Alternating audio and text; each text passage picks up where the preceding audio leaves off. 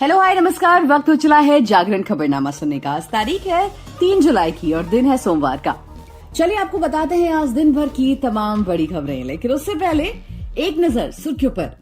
Monsoon के 6 दिन पहले पूरे देश को कवर किया। राजस्थान के झालवाड़ा में हुई 7 इंच बारिश। यूपी में 4 लोगों ने जान गंवाई। पीएम आवास के ऊपर उड़ता नजर आया ड्रोन। दिल्ली पुलिस की जांच जारी। नो फ्लाइंग जोन में आता है पीएम मोदी के घर का एरिया। यूनिफॉर्म सिविल कोड को लेकर पार्लियामेंट्री कमेटी की बैठक आज। ड्राफ्ट तैयार कर रहे लॉ कमीशन को भी बुलाया गया। प्रफुल्ल पटेल और सुनील तटकरे को एनसीपी से निकाला गया।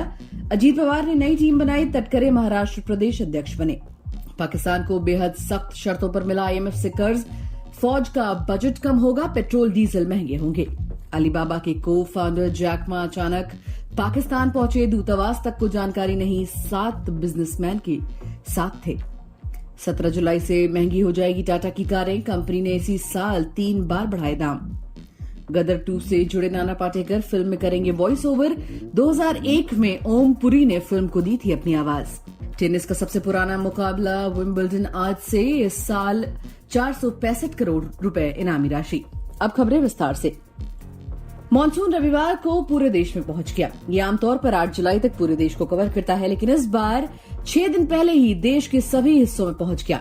आईएमडी के मुताबिक इस दौरान उत्तर पश्चिम भारत में सामान्य से 45% ज्यादा तो दक्षिण भारत में 40% कम बारिश हुई। मौसम विभाग ने अगले 24 घंटे में बिहार और झारखंड समेत 20 राज्यों में तेज बारिश होने के अलर्ट जारी किए हैं। राज्यों की बात करें तो बीते 24 घंटों में राजस्थान के झालवाड़ा जिले में 7 इंच बारिश हुई। इससे कई छोटी नदियों का जलस्तर बढ़ गया। उत्तर प्रदेश के बलिया जिले में बिजली गिरने से 2 लोगों की मौत हो गई। वहीं फर्रुखाबाद जिले में बारिश के पानी से भरे गड्ढे में डूबने से 2 सगे भाइयों की जान चली गई। इससे पहले भारी बारिश के चलते गुजरात के कई इलाकों में बाढ़ जैसे हालात बन गए। वहीं पुलिस के मुताबिक जामनगर में बीते 3 दिनों में 11 लोगों की बारिश से जुड़ी घटनाओं में मौत हो गई। वहीं लोक कल्याण मार्ग पर बने प्रधानमंत्री मोदी के घर के ऊपर सुबह 5:30 बजे ड्रोन उड़ाने की जानकारी मिली। इसके बाद एसपीजी ने दिल्ली पुलिस को खबर की। दिल्ली पुलिस ने नो फ्लाइंग जोन में ड्रोन उड़ाने वालों की खोज करने के लिए जांच शुरू कर दी। पुलिस ने बताया कि सोमवार सुबह एक पीसीआर कॉल मिली कि दिल्ली में प्रधानमंत्री आवास के ऊपर एक ड्रोन जैसी चीज उड़ रही है। हालांकि पुलिस ने जब जांच की तो कुछ नहीं मिला। एक वरिष्ठ पुलिस अधिकारी ने कहा कि एयर ट्रैफिक कंट्रोल को भी कुछ नहीं मिला। वहीं यूनिफॉर्म सिविल कोड को लेकर लॉ एंड ऑर्डर मामलों की पार्लियामेंट्री कमेटी आज मीटिंग करेगी। इस मीटिंग में यूसीसी पर ड्राफ्ट तैयार कर रहे लॉ कमीशन को भी बुलाया गया है। मीटिंग की अध्यक्षता भाजपा के राज्यसभा सांसद सुशील मोदी करेंगे, जिसमें 31 सांसद और कमेटी के सभी मेंबर्स शामिल होंगे। सभी से यूसीसी पर राय मांगी जाएगी और उन पर विचार होगा। इस बैठक से 2 दिन पहले राज्यसभा सांसद कपिल सिब्बल ने यूसीसी पर बहस को थॉटलेस एक्सरसाइज करार दिया। उन्होंने पूछा, यूसीसी के तहत क्या यूनिफॉर्म करने की कोशिश हो रही है? अनुच्छेद 23 के तहत परंपराएं ही कानून है। सरकार को बताना चाहिए कि क्या सिर्फ हिंदुओं पर लागू होने वाला HUF हटा दिया जाएगा।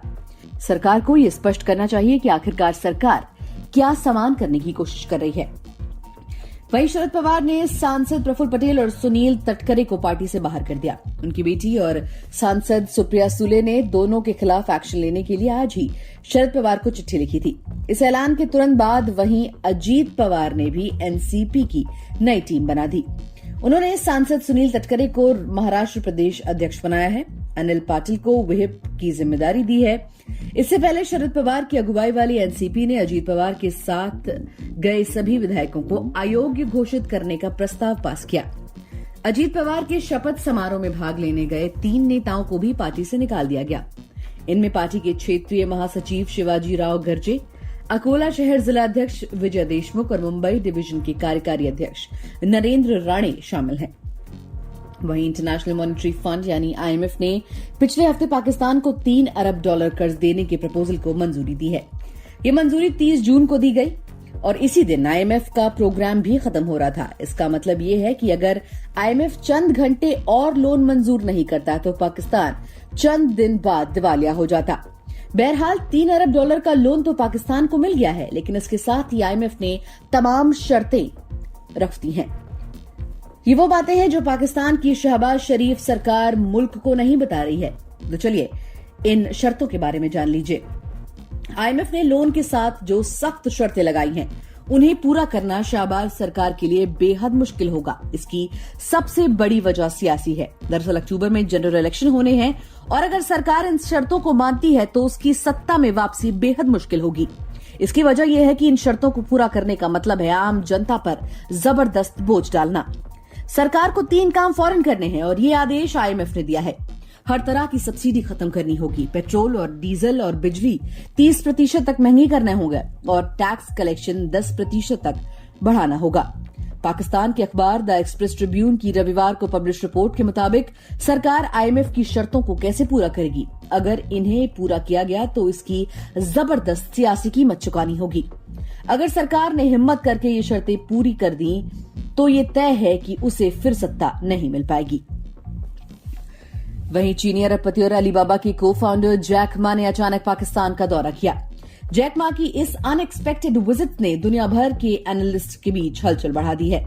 पाकिस्तानी अखबार एक्सप्रेस ट्रिब्यून की रिपोर्ट के अनुसार जैक की इस यात्रा और वहां के कार्यक्रमों के बारे में चीनी दूतावास को कोई भी जानकारी नहीं दी गई थी। बोर्ड ऑफ इन्वेस्टमेंट के पूर्व चेयरमैन मोहम्मद अजफर हसन ने जैक मा के पाकिस्तान यात्रा की पुष्टि की है। उन्होंने कहा कि जैक 29 जून को लाहौर पहुंचे थे और 23 घंटे तक रुके थे। रिपोर्ट के अनुसार पाकिस्तान जाने से पहले जैक मा नेपाल में काठमांडू के द्वारका होटल में रुके थे। वो लोकप्रिय थमेल, कालीमाटी मार्केट और भक्तपुर दरबार स्क्वायर भी गए थे। वहीं टाटा मोटर्स ने आज अपने पैसेंजर व्हीकल्स की कीमतों में बढ़ोतरी का ऐलान किया है। बढ़ी हुई कीमतें 17 जुलाई से कंपनी की सभी आईसीई इंजन वाली कारों और इलेक्ट्रिक व्हीकल्स पर लागू होंगी। टाटा मोटर्स ने एक्सचेंजों की फाइलिंग में बताया कि कारों के अलग अलग मॉडल्स और वेरिएंट्स की कीमतों में एवरेज 0.6% की बढ़ोतरी करने का फैसला किया है। कंपनी ने प्राइस में बढ़ोतरी के लिए पिछली इनपुट कॉस्ट के अवशिष्ट प्रभाव को जिम्मेदार बताया है। फरवरी 2023 के बाद कंपनी ने ये इस साल तीसरी बार अपने पैसेंजर व्हीकल्स की कीमतों को बढ़ाने का ऐलान किया है। इससे पहले कंपनी ने 14 अप्रैल को अपने सभी वेरिएंट और मॉडल की कीमतों में एवरेज 0.6% की बढ़ोतरी करने का फैसला किया था। वहीं मनोरंजन जगत की बात करें तो आइकॉनिक एक्टर नाना पाटेकर गदर 2 की कास्ट में जुड़ गए हैं। हालांकि नाना पाटेकर फिल्म में ऑन स्क्रीन नजर नहीं आएंगे, वो फिल्म में वॉइस ओवर करेंगे। एक्टर इस बार लेट एक्टर ओमपुरी की जगह फिल्म में अपनी आवाज देंगे। गदर 2 में डायरेक्टर अनिल शर्मा और सनी देओल 2001 के बाद एक बार फिर साथ काम कर रहे हैं। गदर 2 11 अगस्त को रिलीज होगी। नाना पाटेकर फिल्म की शुरुआत में ही ऑडियंस को अपनी आवाज में फिल्म में इंट्रोड्यूस कराएंगे। फिल्म क्रिटिक और ट्रेड एनालिस्ट तरन आदर्श ने ट्विटर पर ये जानकारी दी। उन्होंने आगे ये भी लिखा कि ओमपुरी के लिए गदर के फर्स्ट पार्ट में वॉइस ओवर किया था। खेल जगत की बात करें तो टेनिस के सबसे पुराने टूर्नामेंट विंबलडन की शुरुआत आज से ऑल इंग्लैंड क्लब लंदन में हो रही है। 146 साल पुराने इस ग्रैंड स्लैम टूर्नामेंट का यहां 136वां संस्करण है। 2 विश्व युद्ध और 2020 में कोरोना महामारी के दौरान ही विंबलडन का आयोजन ब्रेक हुआ है। इसे टेनिस के 4 ग्रैंड स्लैम में सबसे प्रतिष्ठित भी कहा जाता है। विंबलडन में इस साल 2022 की तुलना में करीब 11% ज्यादा प्राइज मनी मिलेगी। दोनों सिंगल्स चैंपियन को करीब 24.49 करोड़ रुपए मिलेंगे, जबकि रनर अप को 12.25 करोड़ रुपए की प्राइज मनी दी जाएगी। 2023 की प्रतियोगिता में करीब 465 करोड़ रुपए बांटे जाएंगे। पिछले साल पुरुष और महिला चैंपियन को करीब 20.85 करोड़ रुपए मिले थे।